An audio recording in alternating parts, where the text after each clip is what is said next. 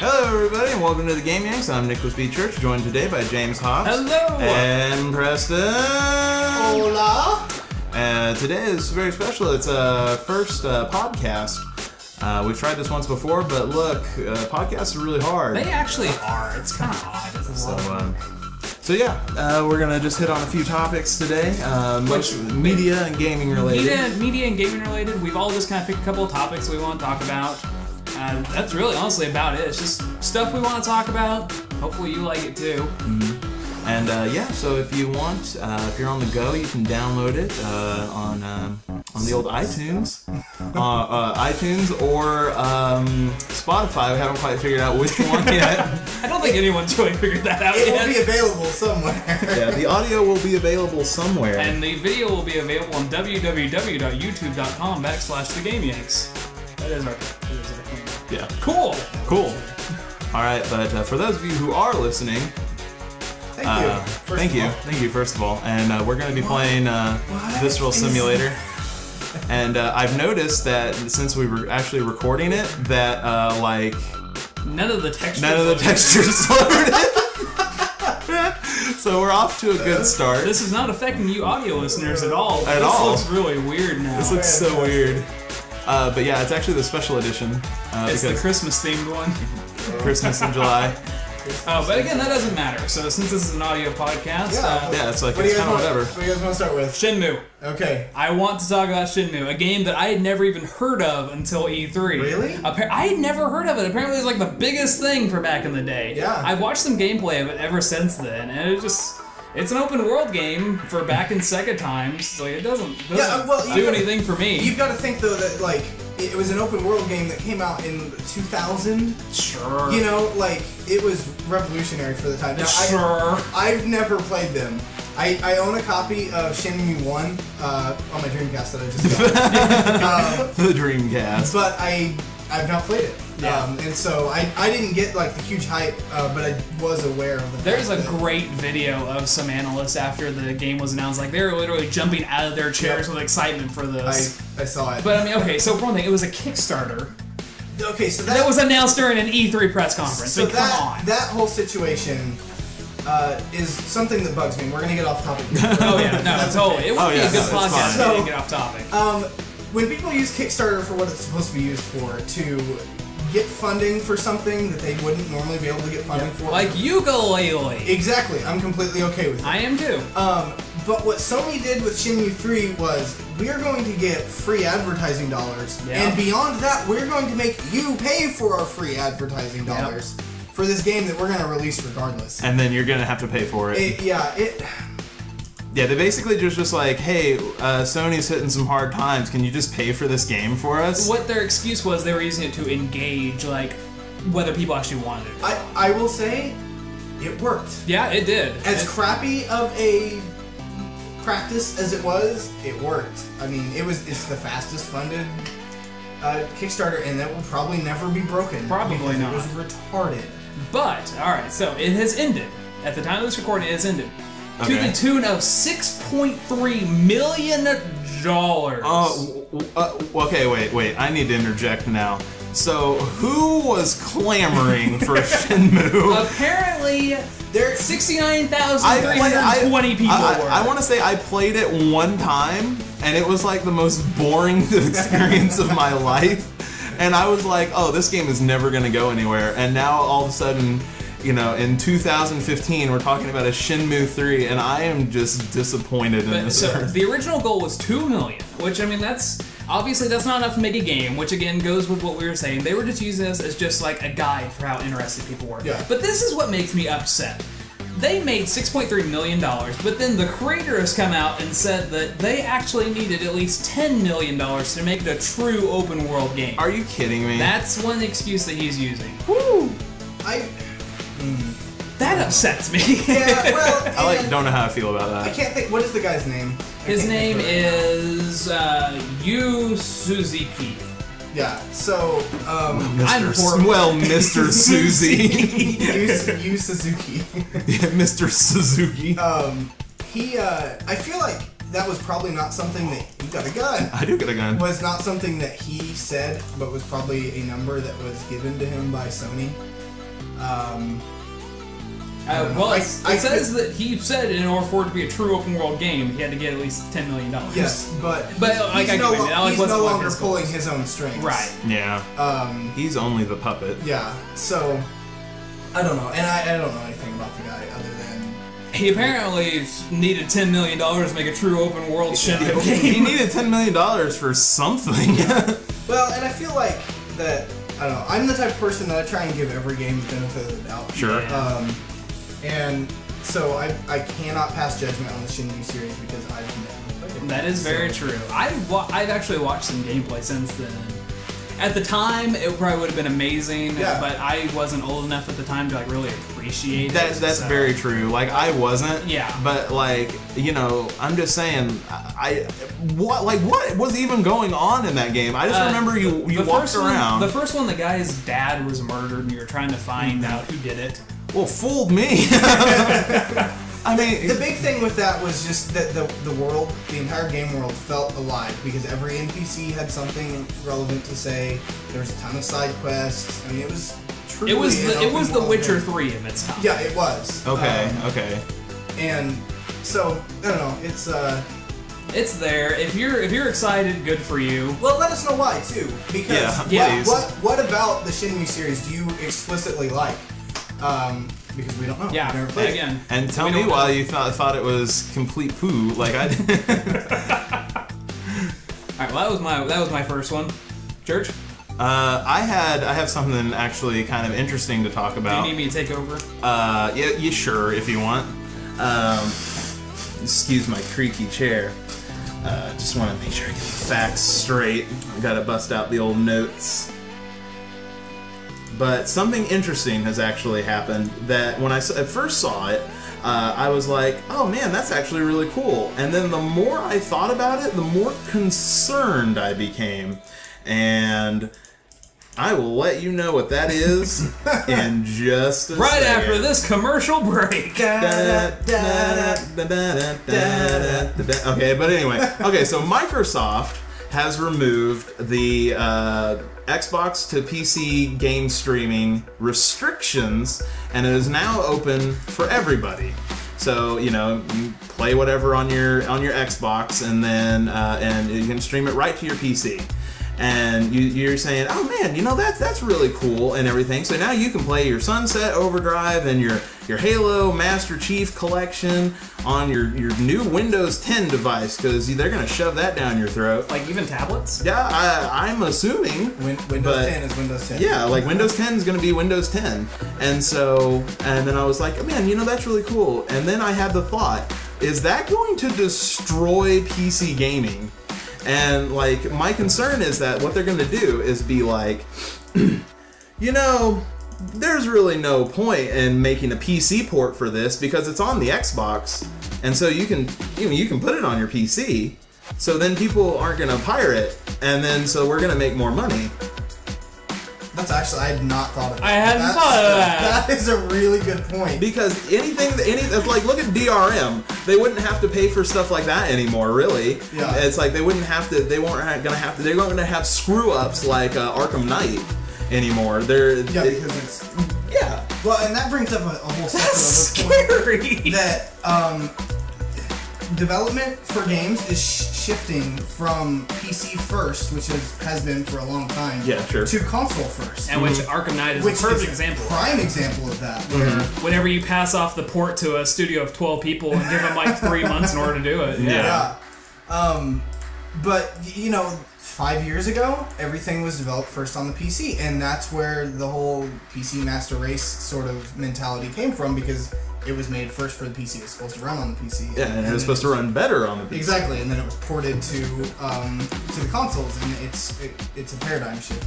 And I think that the gaming industry is kind of a pendulum when it comes to that. Okay. Because in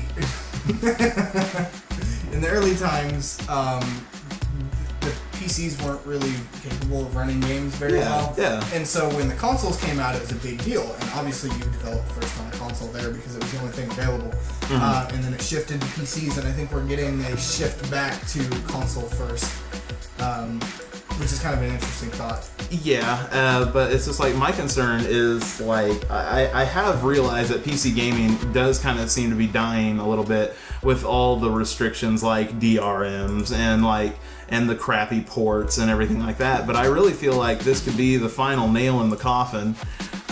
Because they're just gonna it's gonna say, hey, okay, the console is what needs to come first, and it's like, do we make a PC port? Because they're just gonna pirate it anyway. It's like they're gonna pirate it anyway. So instead of paying for DRM, instead of paying all these third-party companies that are gonna do a really bad job, and then you're gonna get a really bad reputation for your game. Hey, there's a Xbox to PC streaming, so we're just not going to do that. So 2 thoughts on that situation. Number 1, you're vastly underestimating or overestimating Microsoft's ability to do anything competently. Yeah, that's true. So while PC streaming from your Xbox may be possible, whether it's actually playable is a completely different situation. And then on top of that, I don't feel like the developers that are catering to that core PC development are going to just completely abandon it, because for as much as cool as it is to say, hey, I can stream to my PC from my Xbox, are you going to go buy an Xbox One so that you can stream your Xbox games to your Windows 10 PC? And I actually have something for that. Is your own words. When has Microsoft done anything competently? Because they're just going to be like, no, they'll figure it out. I'm just like, well, it's like, oh, but our PCs can't do it. It's like, well, then buy a better PC, And then it's like, if you want to do this, it's like, or hey, you have an Xbox, plug it into your TV. It's like, I think that what they're looking at, I think from a marketing standpoint, they're gonna probably think more of like, hey, this is gonna save us money, and it's like, we'll only have to put it out on on one one console instead of like porting it and doing all this stuff. But I'm not saying that it's going to end PC gaming completely, honestly, because it's like, I feel like a lot of companies, especially the way of like indie games anymore, they're going to be like, it's like, oh well, there's indie games on PC, and then indie games will have a golden age before they completely take a poop. Let's not forget about Gabe Newell. He'll come and save us all. He will save us all. That was one thing I was going to say, is that you will have some developers that will think that way and say, it's cheaper to just develop the Xbox One version. Okay. But I think that you have developers that, no matter what, are going to say, no, we're going to cater to all fan bases. A company like Project Red. Sure. They're like, The Witcher is a PC franchise. Yes, it had console ports, but it's a PC franchise. And so they're going to continue making games for PC. And like especially how much it's sold too. Exactly. They're going to keep doing both. And indie developers, some people would argue that we're in a golden age of sorts for indie games. Ever since like Super Meat Boy. From that point on, there's been just a bunch of really good indie games. And it's so much more accessible to develop for a PC than it is for a console. Because when you're developing for a PC, there's no extra licenses you have to buy. You don't have to get software development kits from Microsoft or Sony. So you develop the game, you release it on Steam, and you're done. As to where if you want to develop for a PS4, you have to set up, you have to be like, the only reason I know this about is because I've researched it. Yeah. I've seen... Whoa! That was weird, but I've seen that you've made like an Xbox game before. It was similar to Galaga. Yeah. But I mean, you're also familiar with like actually programming it. And yeah. So recently I researched what it would take to get licensed to be a PS4 developer. Okay. And you have to have a business entity set up. Okay. You have to have a full tax identification number, like the whole shebang, the whole company set up for them to recognize you as a developer before you can pay for the software development kit. But then, actually, one reason why I actually wanted to play this game, Visceral Simulator, which is really doesn't like how we're recording it. that's also the just a fun Game Yanks note is that's actually the reason why we haven't recorded Five Nights at Freddy's 3 is because anytime we turn on the recording device, it bugs out really bad, and I have no idea why. But anyway, now I totally forgot what I was saying. Oh yeah, it's like I actually want to play this because it's an indie game and it's made on the Unreal Engine. Yeah. And then, but let's talk about Unreal Engine in terms of the same thing. It's like you can just get the engine and make a game and then go out and sell it up to a certain point before they actually start asking for money. Yeah. It's like, hey, that's a great business model. It really gets people engaged who want to make games. And it's funny because Unity had that same strategy for a long time. Unity is one of the other competitors for Unreal. And up until the new version of Unity that just came out this year, what you could do graphically in Unreal looked a lot better. But now Unity 5 is very, very comparable. Yeah, Unity 5 though. And I think Unreal was feeling some of that pressure from Unity, and that's why they had to switch to that model where it was, take it and then after you're done, or after you've sold so much, we'll take our piece. Sure. But this again comes back to the availability of the tools for developing on PC. Is that stuff like that is really easily accessible, and to continue that point. Unity and Unreal both now will automatically port your game to the consoles if you have the licenses to do that. So if I develop a game in Unity for the PC, I get it running how I want. Sure. And then I say, okay, now I want to make a port for the PS4. Here's my credentials that I have the licenses and whatnot. It will change all the compilation engine that it uses to create the PS4 stuff, and the only thing you have to handle is the inputs, how they're different, because on a PC you're probably going to use a keyboard and mouse, and with PS4 you've got the DualShock 4. I did not know that. Yes, and so that, and this is more for indie developers because big name companies are usually using their in-house engines. But both Unreal and Unity both do that, so it makes it a little bit easier to port stuff. So when you've got basically limited amounts of cost when it comes to resources to port to consoles, why would you not? As long as you've got everything set up to do it. And then, like I said, when you've got a company like Rocksteady that created a custom engine to run the Arkham series, having to port that to other consoles and to other systems is a little more difficult because you've actually got to change the source code to make it run on another system. Yeah, and I also you have to change it and everything. But here's one of my problems with with what they did with the Arkham Knight is how did they screw it up that bad? Honestly. They should have known better. They should have known better because if you remember from the other the Batman game prior, Arkham Origins. Yeah, it was another huge ordeal, but at least they didn't have to take it off the shelves. Well, but Rocksteady didn't develop Arkham Origins. They didn't. No. But they still should have thought. So it's hey, we should pay attention to this. There's actually a lot of people that don't recognize Arkham Origins as part of the Arkham trilogy. I never played it. I kind of just ignored it, honestly. Yeah, I did as well. And I really love the Arkham series. It's really good. Yeah. It's pretty good. But Origins was kind of not very good. So I know we were totally talking about Windows 10 streaming and everything. We totally got off topic, but it's still in the general area.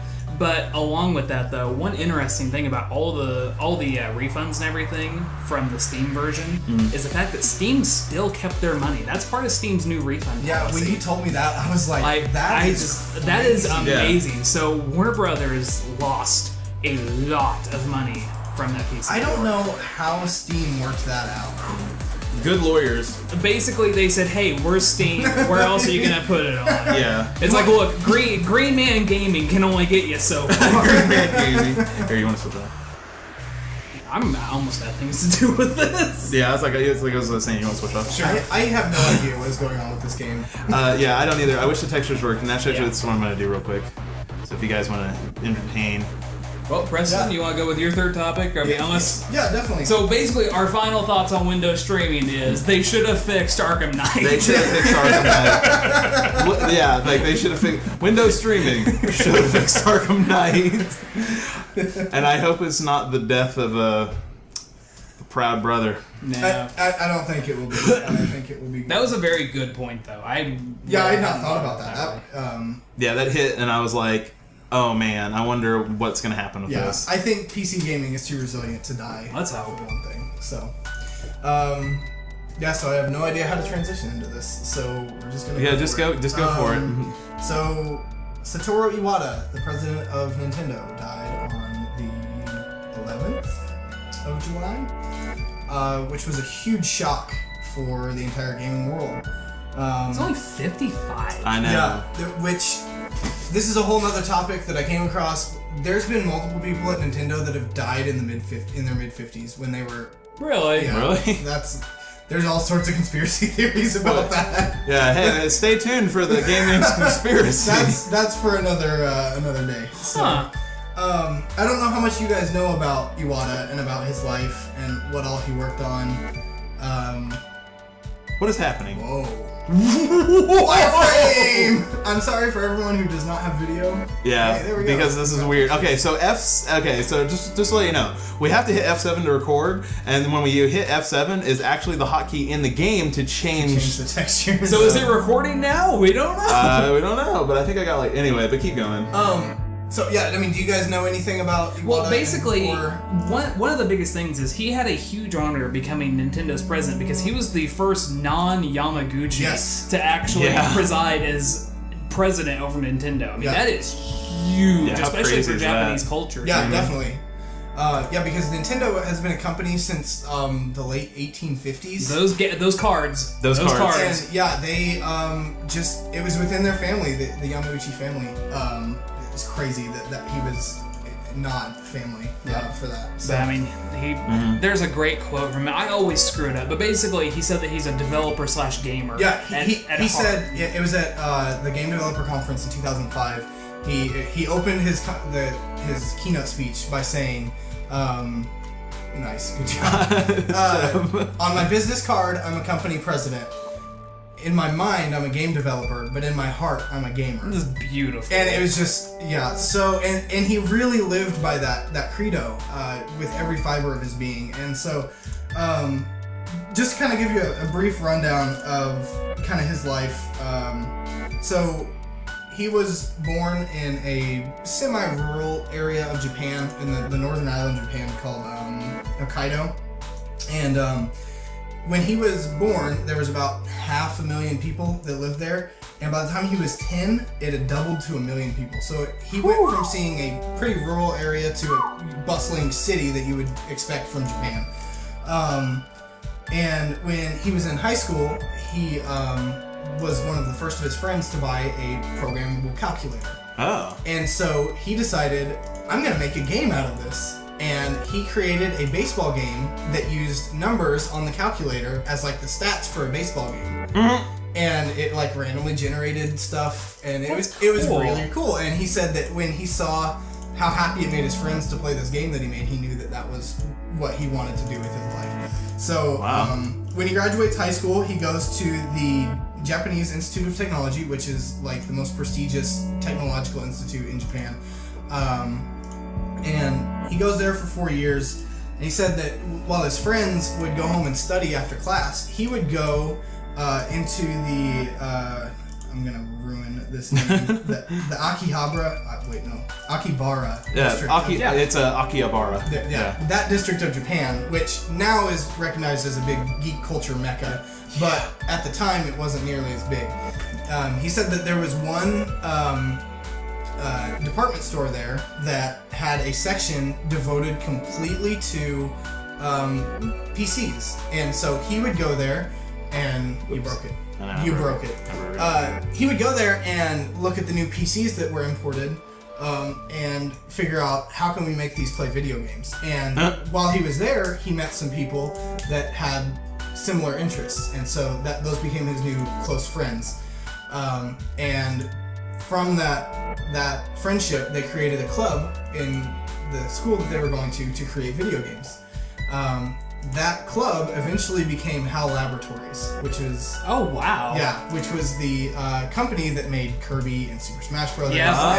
Was like basically Nintendo Lite. They collaborate with Nintendo a ton. Yeah, really cool situation. So, when he graduates from the Tokyo Institute of Technology in '82, he became the 5th full-time employee at HAL Laboratories.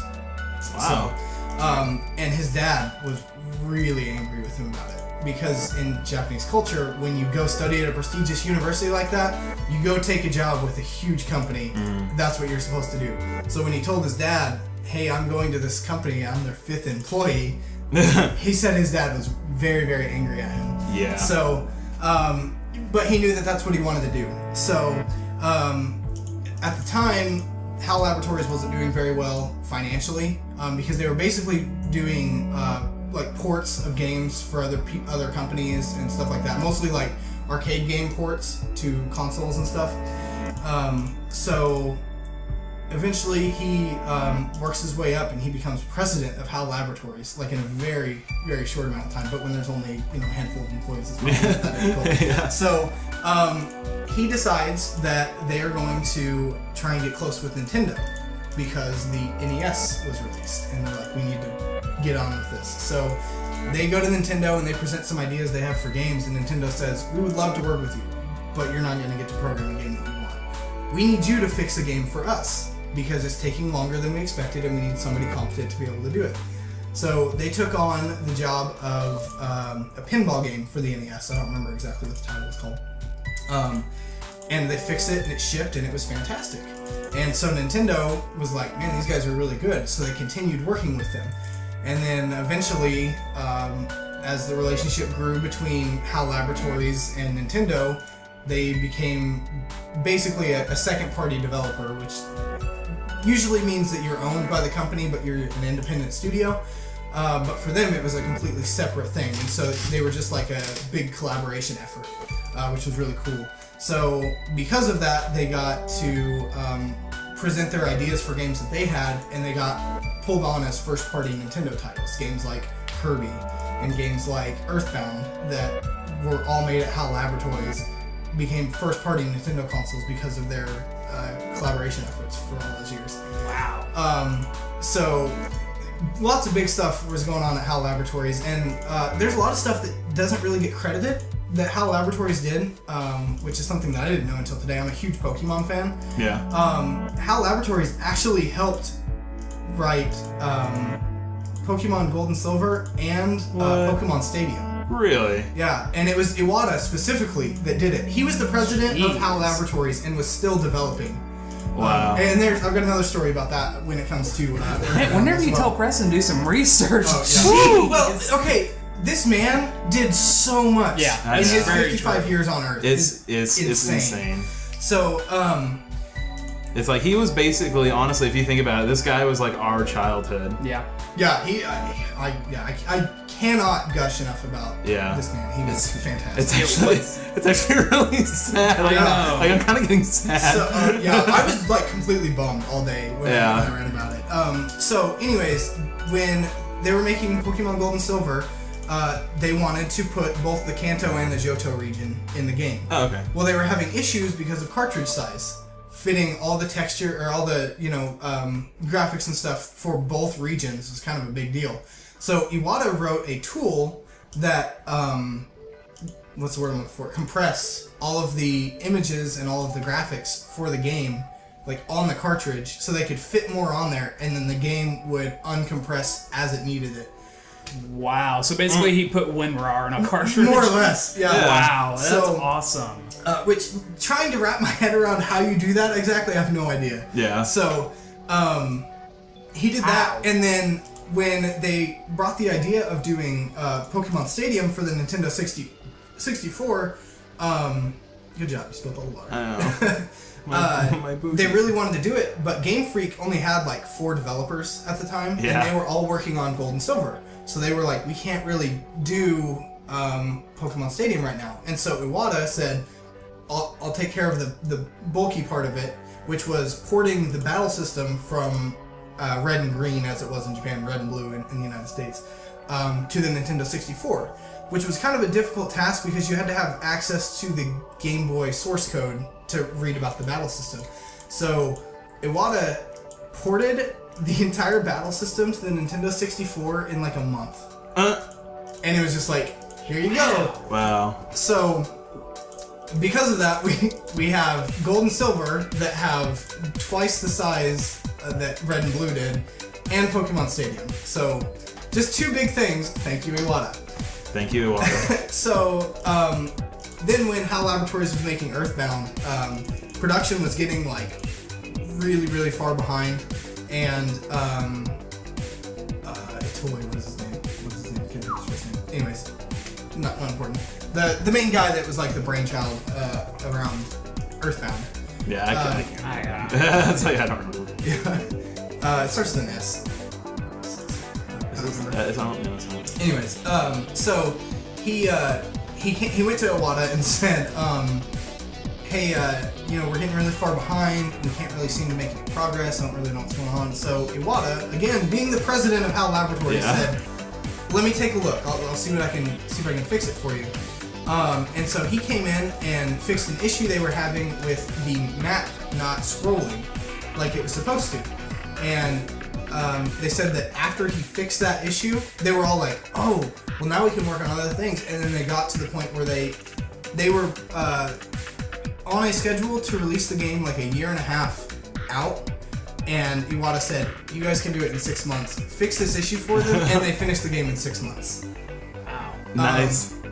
So he's a magical man. It was ridiculous. So I set all that up to say that he was very, very good at game development, which is not super rare. You have lots of developers that are really good. But he was also the president of HAL Laboratories. He actually understood what it took. It's like, and he was doing president stuff. Yes. And he took a company that was borderline bankrupt and made them one of the most profitable second-party developers in the history of video games. Which is a huge deal.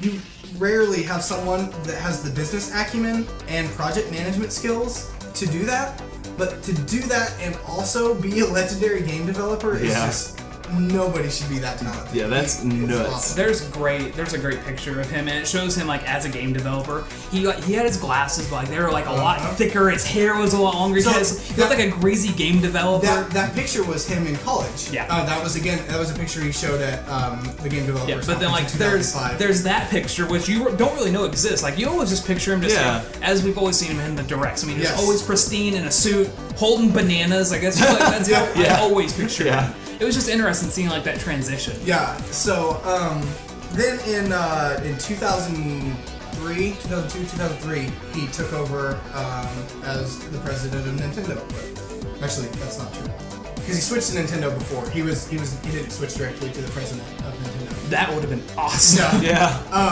He took over as like director of operations or something. I don't remember the exact title. And worked with Nintendo, and then within months, I don't even think it was a year later, was announced as the successor to Yamauchi as the next president of Nintendo. Is it I always say it wrong. Is it Yamaguchi or Yamauchi? I believe it's Yamauchi. Yeah, I think it's Yamauchi. I think Yamaguchi is the derogatory for him. Oh, no, really bad.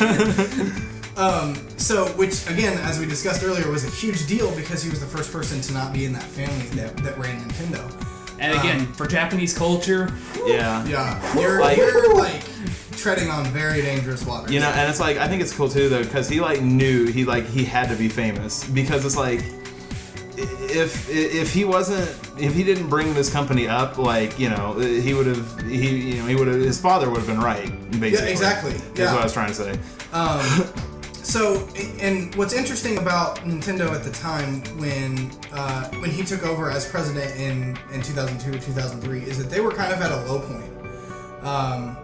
the GameCube wasn't selling very well, especially in comparison to like the PlayStation 2, which was just destroying everything at the time. And they were just not in a good position. So it was E3 or the Tokyo Game Show in 2005. He introduces the Nintendo DS. Yeah. Which was like, okay, and everyone was like, well, what's the deal? You know, this thing seems kind of silly. We don't really know, if it's going to work. Did he pull it out of his pocket, like his jacket pocket? I don't remember. I think he did. I feel like I've seen something like that.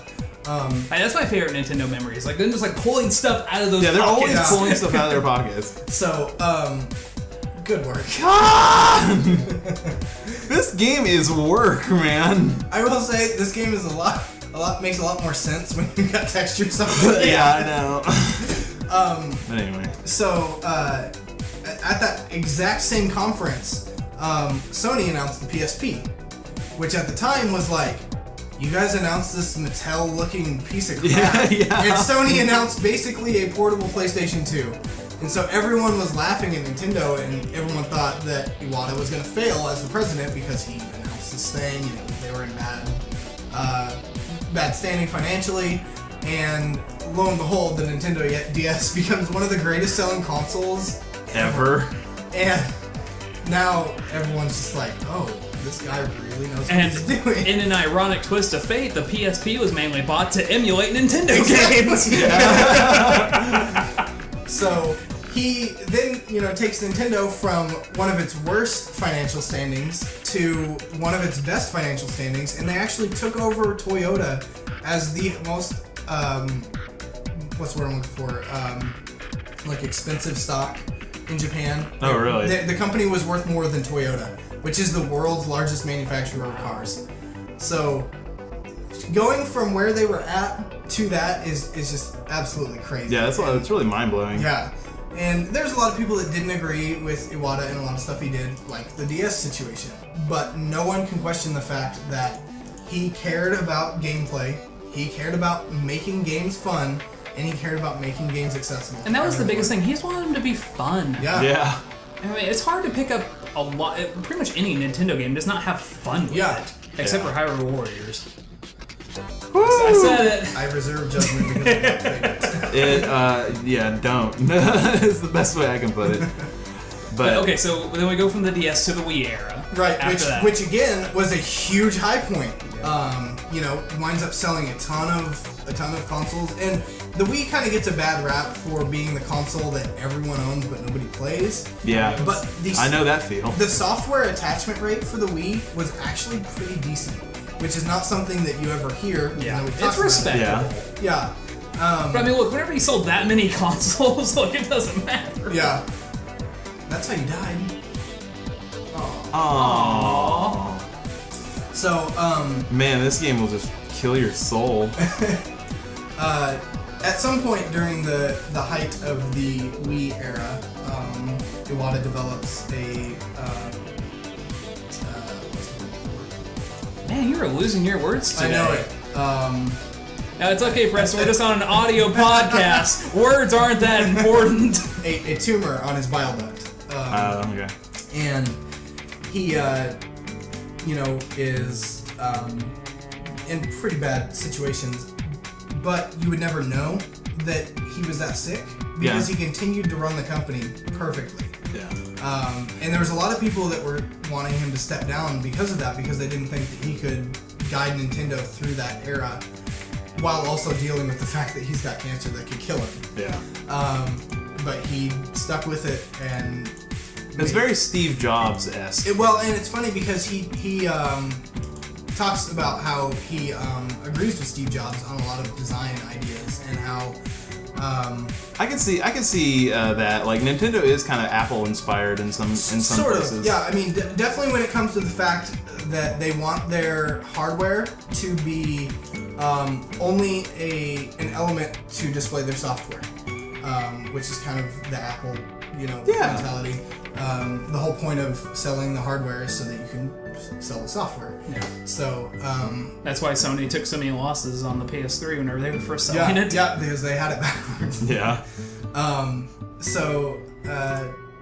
and then with the Wii U and the 3DS not quite living up to the success of their predecessors, whatever the word is. Initial 3DS. The initial 3DS. Yeah, I will say that the 3DS is catching a lot of traction lately. There's a lot of good games on the 3DS. I love my 3DS.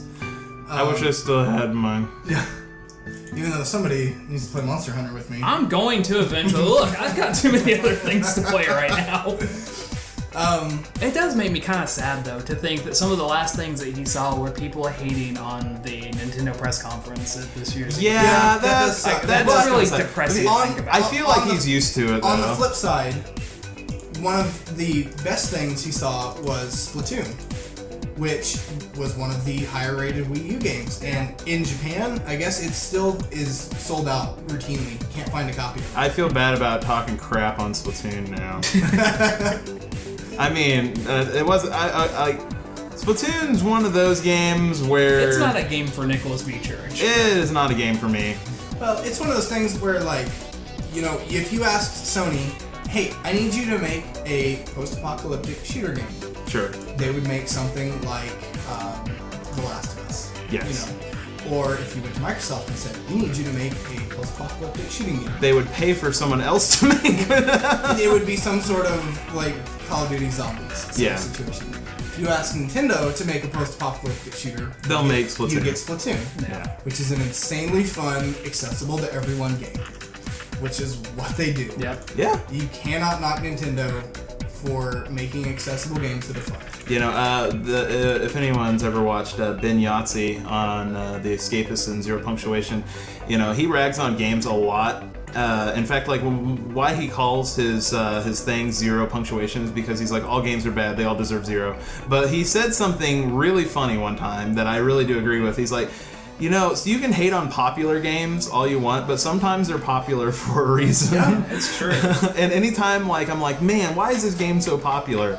It's like, it seems so stupid. And then I'm like, I always have that in the back of my head, like, it might be popular for a reason. Yeah. Well, and that's like one of the reasons I think why I love video games so much is that there's so much of a diversity. Yeah. Mm-hmm. And that, like, what I like, you're not going to like, and you're going to have a different opinion than both of us. Yep. Yeah. And it's just a medium. You broke the floor! No, there's bodies under the floorboard! Oh. Man, you're going to have a lot of points where you can match up this video and audio. This is going to be really easy for you. I know! Oh no, he hit him under the floorboard! That one's not even cut up. Oh no! Poor Poor guy. But anyway, sorry for you audio listeners. Yeah. we got distracted. But in closing thoughts on Iwata. I still cannot believe he's gone. Yeah, it's just weird to think about. It is really weird. The legacy that the man leaves behind is huge. And whoever takes his place got some big shoes to fill. I feel like, this is a point that I didn't even bring up that I need to. Shigeru Miyamoto. Yes, He's got it. I don't know how you don't give him. He's got it. Yeah, I know. So Shigeru Miyamoto currently is the head of Nintendo EAD, which is the in-game development portion of Nintendo. Yeah. So for the first time in Nintendo's history, you had two game developers at the two biggest positions at Nintendo. And that is probably the biggest reason that Nintendo has had such a resurgence in popularity, why the Wii and DS era were probably more popular than the Super Nintendo era. Because you had two guys that were like, let's make really good games. Yeah, it's like, let's just do it, yeah. So, very interesting dynamic that those two had. And for someone who started off with such humble beginnings at a smaller-ish area of Japan, to become ingrained as one of the faces of Nintendo, probably as popular as Mario, says a lot about an outsider. So, yeah. Well, we promise that next podcast we won't go into such detail. I mean, you kind of. I felt like it would be a disservice if we did. It's very true. Yeah. Yeah, I mean, because... No, I agree. And even that, I mean, there's so much more I could talk about him. Yeah. Oh, yeah. And this is coming from someone, I just want to say, that was a Genesis kid. Yeah. So for me to say all those things about a Nintendo executive is a big deal. Yeah. The more you're on here, I'm sure we're gonna hear about the Genesis a time or two. Oh, the Genesis. So I guess in closing for this topic, rest in peace, Iwata-san. Yeah. Rest in peace. Thank you for childhood. Yeah. Speaking of resting in peace, I don't know if you've heard about Dead Island 2 and its problems that it's having right now. Oh. It might be, dare I say, dead in the water. No. Oh, no, that's terrible. Deep Silver has announced that it dropped Jaeger Studios from development of the game. They're actually responsible... They dropped the Jaeger bomb? Yeah. Jaeger is actually responsible for making Spec Ops The Line. I didn't realize that. Really? Until like all this news happened. But they split because of creative differences. Basically saying that... Isn't that the most generic BS ever? Basically, Deep Silver wasn't happy with the game that Jaeger was making, and Jaeger was defending it. So, yeah... That's rough, because dang, I was looking forward to this game. I really liked the first Dead Island game. I did too. It was really buggy. Oh, yeah. And the third person looked awful. Yeah. But it was a fun game. Yeah, I really enjoyed it. That was one of the few games that I ever played in a LAN party on my console. Yeah. Nice. There was a LAN mode on Dead Island. There was. I had a PS2 or PS3 that had yellow lighted, and we fixed it. And I rented 2 copies of Dead Island, and we just stayed up for like an entire weekend and played Dead Island. Nice. So that was a good time. You just committed suicide. I did. So yeah, that kind of bums me that Dead Island 2 is probably not gonna make it. I have to say I'm not bummed because Dead Island, like, look. Here's the deal. It's like, it was a great concept. I will completely agree with that. The original problem with Dead Island is they displayed that trailer, the backwards motion trailer, and it was awesome. It did not represent what that game was going to be about at all. Yeah. So like everybody had these high expectations that it was going to be this deep cinematic, really story-driven game. It was going to pull at the heartstrings, and it didn't. I mean, we know what we got from Dead Island. I enjoyed it. And I feel like that's kind of a running problem with the game industry at this point, is that everyone wants to put out these like beautiful trailers, but if it has nothing to do with your game, then what's the point? Exactly. I would much rather you show me man, that guy got destroyed. Much rather you show me a trailer that is made in the in-game engine. Yep. Yeah. That just show off something than to make this like what they did with the Final Fantasy VII remake. Here's this beautiful thing that we've got. You know? It's not going to look anything like that. But that was a big thing at this year's E3, though. Man, we get off topic really fast. Yeah, really fast. But if you listen during any of the E3 stuff, like the phrase that kept on being repeated was on console, on console. A lot of the gameplay, obviously during Microsoft and Sony, was they actually showed off what it looked like on your PS4, on your Xbox One.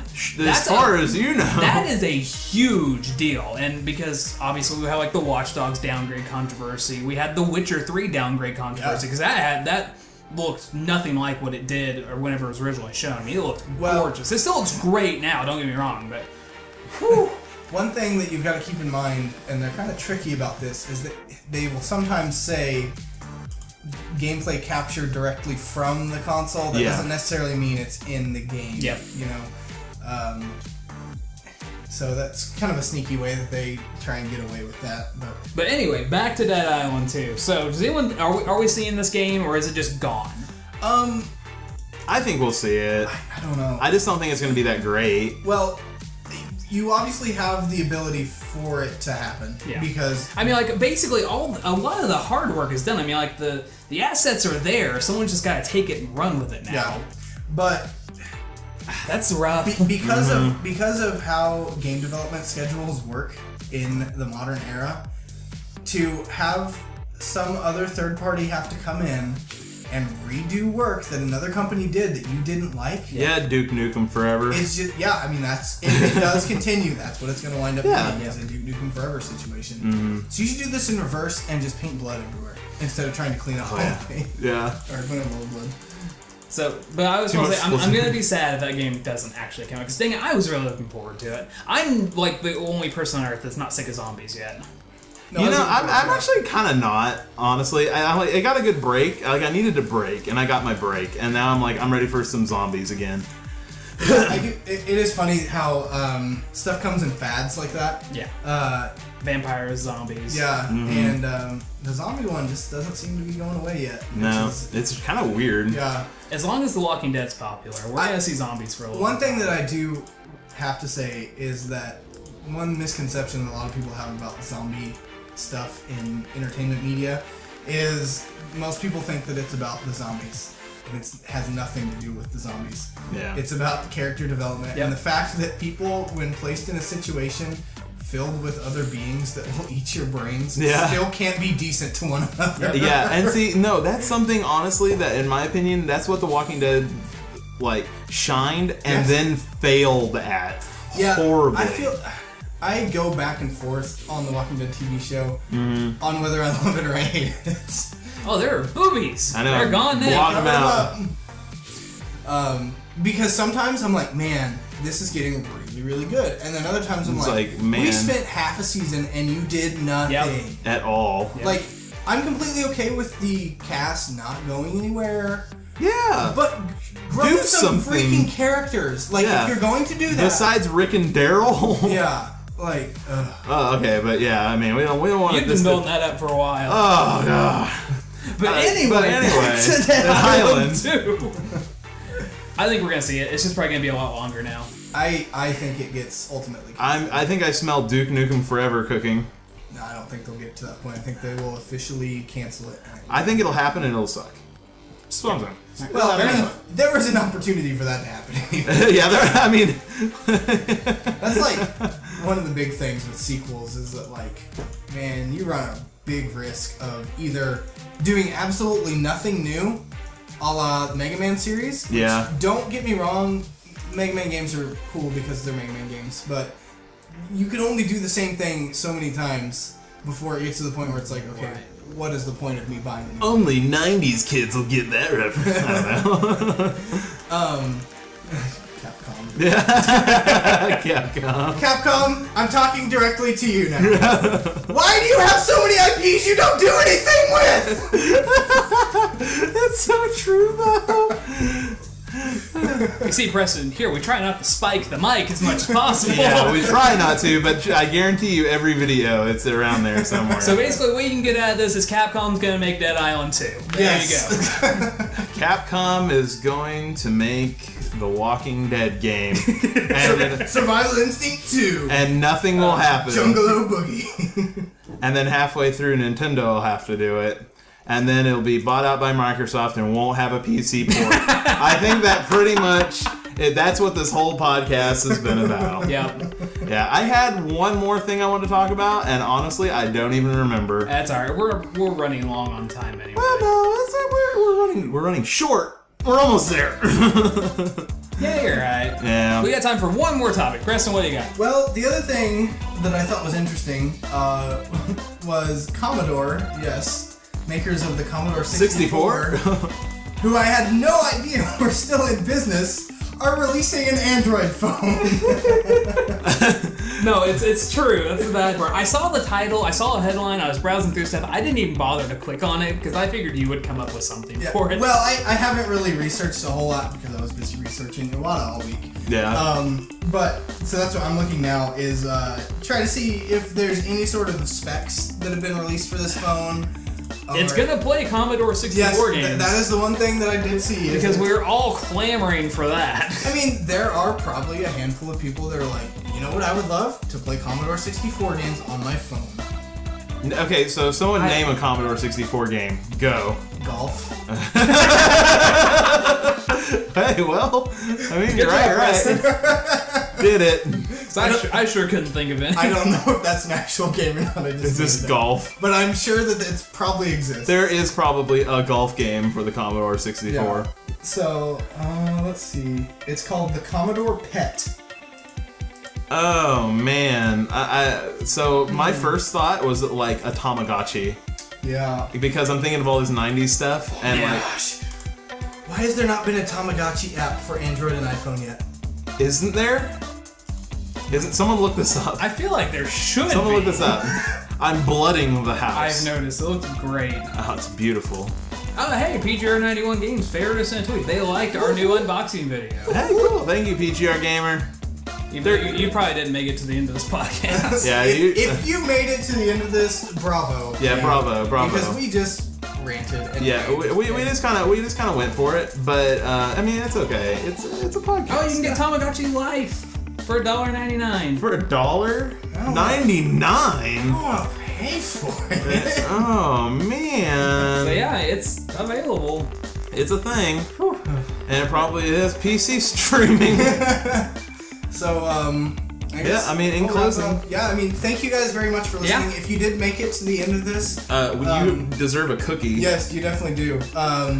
Send us your comments on Twitter or in the YouTube comments. Somewhere, let us know what you thought about this. If you have ideas for things that we can make this better, we're all open. Which, keep in mind, it's going to take us a couple episodes to kind of start to get our stride for this. Get it right. It's like this was an attempt. Yeah. It's funny because when we went into it, I was like, man, I don't know if I can talk for an hour. You know, we did that E3 predictions episode. Where we were like, all right, we're gonna keep this like 10 minutes. An hour later, we were finally done. Yeah, and it's funny. We actually tried. We actually made a mock podcast one time to basically see if we could do it, like a long time ago. And I mean, it was pretty easy. And I mean, looking back, that one was just kind of it's kind of boring, a little monotone. Like it wasn't like funny like this one. I feel it is. But yeah, it was just kind of meh. I mean, it's okay. Yeah. But I mean, we talked for an hour then. So, well, I hope you guys like this. Let us know what you thought about it and any suggestions. We are open and flexible. And also we can also kind of do a little thing on here too. We had the Ask Us Anything. We can kind of turn this into an Ask Us Anything too. Yeah. I mean, so if you have questions directly for us, I mean, we're open. We're open to talk. Like these are just some subjects that we'd like to talk about, and also just kind of want to talk about Iwata too, because I mean that's. Yep. I mean, how do you not? I know. Kind of cuts right to you. Big deal. So. Yeah. But if you made it this far, thank you once more, and we will see you later. Bye. I'm waving, but the people who are audio people, we were waving. Yeah, the people the people who are listening to this on their toilet. I'm sorry that it took an hour for your dump to get through. You should see a doctor about that. You should definitely see a doctor. All right, bye. Later. It is hot in here. It is hot. Oh my gosh. All right. I need water. Yeah, crack open that door. And we'll play some Sonic. Play some Sonic. Some Sonic. And Donkey King. Princess Zordle. Yeah, what's up, this fan? Oh my gosh, it's so hot. Yeah, now you know what we're talking about. This is our hell.